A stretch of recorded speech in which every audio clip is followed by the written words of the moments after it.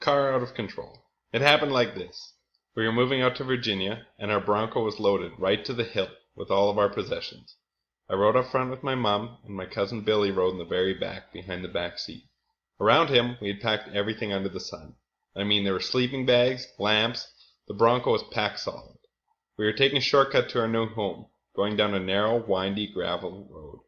Lately, we'd been having a lot of trouble with the Bronco. It would rev up real fast and then cut down, and then it would kick in real fast again without any warning. Anyway, we were going about 50 kilometers an hour around this curve when the Bronco went out of control. We swerved to the other side of the road, came back, hit a bridge, and flew right off the bridge into the water. The water was deep because beavers had dammed up the river below. Mom's window was down, and as the car hit the water, we tipped, and water began to gush in. We were submerging fast. In a second, we were completely underwater. My mom, who can't swim, was choking and gasping as water filled her lungs. That's when I rammed my fist through the window to break it. I pulled Mom over and out the window. I don't know how I was able to do it, but I did. She was choking and coughing when we broke surface, completely out of it. Then I swam her to shore. The slippery embankment was steep, and it was hard to get her up there. But somehow, it was like I suddenly had superhuman strength or something, and I pushed her up. I really don't know how I was able to do it. It wasn't until now that I realized I had a deep gash on my wrist, and it was bleeding pretty badly.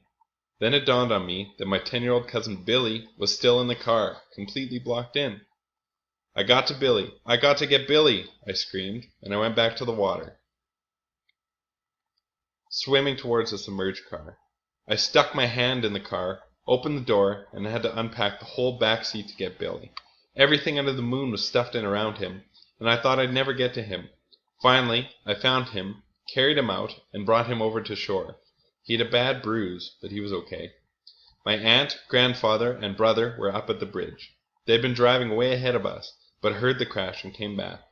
Now that it was over, I was pretty shaky and losing blood fast. My aunt came down, took off her blouse, and wrapped it around my wrist to stop the bleeding.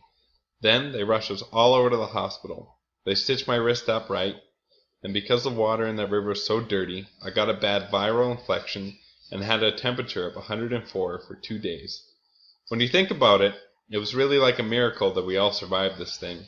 My mom says that I must have had an angel helping me there, giving me all that strength and making everything go so well. Maybe she's right, but all I know is that I couldn't have lived if I didn't save my mother from that car.